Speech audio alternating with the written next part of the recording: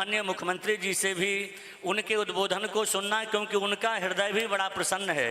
गौशाला आकर के महाराज जी से ये प्रथम भेंट है, लेकिन बहुत प्रसन्न है, वो गदगद हैं। इसलिए वो भी अपने उद्बोधन, अपने दो शब्द जो भी उनके मन में भाव होगा गौशाला को लेके, महाराज जी को लेकर के, वो भी अपने उद्बोधन में जो कहना चाहें, आप एक बार हाँ मंच पे आ जाएं तो अच्छा होगा सब लोग।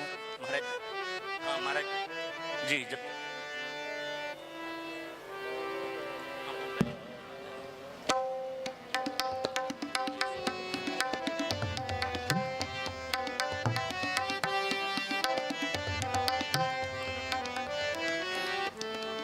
व्यासपीठ पर विराजमान मलूक पीठाधीश्वर पूजनीय राजेंद्र दास जी महाराज जी, यहाँ पर उपस्थित क्षेत्र के लोकप्रिय विधायक अनिल जैन जी, भारतीय जनता पार्टी के जिलाध्यक्ष, हमारे साथ आए श्रद्धेय राम सुमन दास जी महाराज जी, इस ट्रस्ट की उपाध्यक्ष, और सभी माताएं, बहनें और बंधुओं, सभी संतजन, यहाँ पर श्रद्धेय राजेंद्र दास जी महाराज जी हमारे उन बिरले संतों में हैं देश के, जिन्होंने न सिर्फ राम कथा, भागवत कथा के माध्यम से समाज को सही दिशा में चलने का मार्ग दिखाया, बल्कि अपने कर्म से गौ माता की संरक्षण और संवर्धन का जो काम किया है, इसके कारण वो पूरे देश में श्रद्धा के पात्र हैं, श्रद्धा के केंद्र हैं।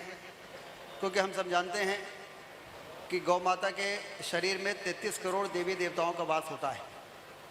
इस धरती में कोई भी ऐसा प्राणी नहीं है जिसके मल और मूत्र को देख के लोग नाक में रुमाल नहीं लगा लेते या दूर नहीं भागते। अकेले गौ माता है, गौवंश है, जिसके मल मूत्र का उपयोग पूजा में होता है। पवित्रता की पराकाष्ठा है ये। अब इससे बड़ा प्रमाण और क्या चाहिए कि गौ माता के शरीर में 33 करोड़ देवी देवताओं का वास है कि नहीं है। ये अपने आप में ही एक प्रमाण है। और इसलिए जब गौ माताएं मारी मारी फिरती हैं तो मानव जाति का कल्याण कैसे हो सकता है। हम लोग देखते हैं प्राकृतिक आपदाएं आ जाती हैं, कोविड आ जाता है, ये सब इन्हीं प्रकार के जो हमारी लापरवाहियां हैं उसका दुष्परिणाम है कि प्राकृतिक प्रकोप से फिर हम सबको जूझना पड़ता है। यदि हम गौओं का संरक्षण करें, संवर्धन करें, यदि वास्तव में हम भारत माता की जय करना चाहते हैं तो हमें गौ माता की जय करनी पड़ेगी। और इसका मार्ग आपने दिखाया है, जैसा कि अभी बताया संत जी ने कि रीवा में भी 3 जगह प्रमुख रूप से हम लोग इस प्रकार की जो छुड़ी हुई गायें हैं उनके संरक्षण का काम करते हैं। रीवा शहर में 1000 गायें हैं, बसामन मामा गौवंश वन विहार में 8000 गायें हैं, और एक हिनौती गोधाम बना रहे हैं हम, जहाँ पर अभी 2000 गायें हैं, लेकिन वहाँ पे 25,000 गायों को रखना है।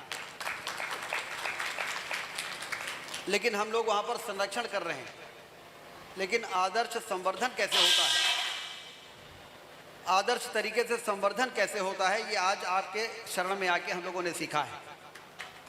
हमने गौ माताओं के चेहरे में प्रसन्नता देखी है जो आपके द्वारा संचालित हो रही है। जो राजस्थान और यूपी में 15,000 गौवंश हैं, वहाँ पर गायों को उछलते हुए, दौड़ते हुए, और जब गायें उछलेंगी और दौड़ेंगी तो फिर भारत को विश्व गुरु के स्थान पर पहुँचने से फिर कोई ताकत रोक नहीं पाएगी। और इसलिए समस्या यदि गौवंश के संरक्षण का और संवर्धन का है तो उसका समाधान महाराज जी ने दिखाया है देश को। हम आपका चरणों में प्रणाम करते हैं, आपका अभिनंदन करते हैं। और मैं तो एक लालच में आया हूँ यहाँ पर कि हमारे गौवंश विहार में भी महाराज जी का पदार्पण हो जाए और वहाँ पर गौ कथा हो जाए, जिससे कि वहाँ पर जो काम चल रहा है वो कितना सही चल रहा है और कितना और सही करने की आवश्यकता है, उसका मार्गदर्शन आपका मिलेगा वहाँ पर गौ सेवकों को, और बेहतर तरीके से काम आगे बढ़ सकेगा। इसलिए आज यहाँ पर आकर बहुत ही संतों का दर्शन तो जब सौभाग्य जागृत होता है तब मिलता है, और ये हम लोगों का सौभाग्य है कि आज यहाँ पर आने का अवसर मिला और आपके चरणों का दर्शन करने का अवसर मिला है। हमारे देश में संत और ऋषियों का देश है, ये संतों का देश है। हम लोग गलतियाँ करते हैं और संत हमको बार बार बताते हैं ये गलत है, ये सही है, सही दिशा में चलो। तो हम गलती करने वाले लोग हैं और हम लोगों को सही दिशा दिखाने वाले लोग हैं, पथ प्रदर्शक हैं। इसलिए आपका सम्मान है और आपका इसी प्रकार से मार्गदर्शन हम सबको मिलता रहे, आशीर्वाद मिलता रहे, और हम सब इस देश को सही दिशा में ले जाने का, सनातन संस्कृति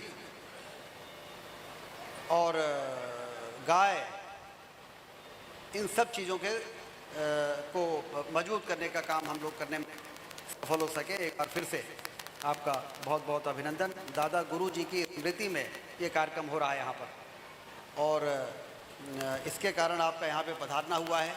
ये पवित्र धरती है, राम राजा सरकार की धरती है, और यहाँ पर इस प्रकार के कार्यक्रमों से जो एक संदेश जाता है वो हम सब के जीवन के लिए बहुत कल्याणकारी होता है। इसलिए आपका बहुत बहुत अभिनंदन, धन्यवाद।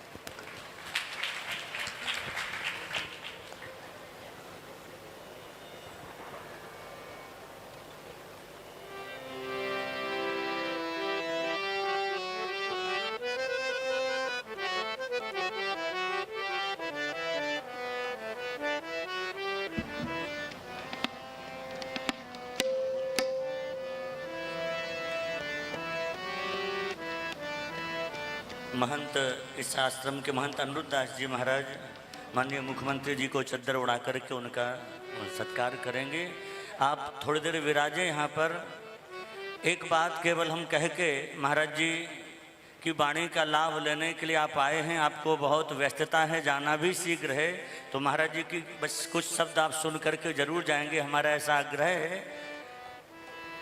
आज मैं माननीय मुख्यमंत्री जी को एक बात कहना चाहूँगा।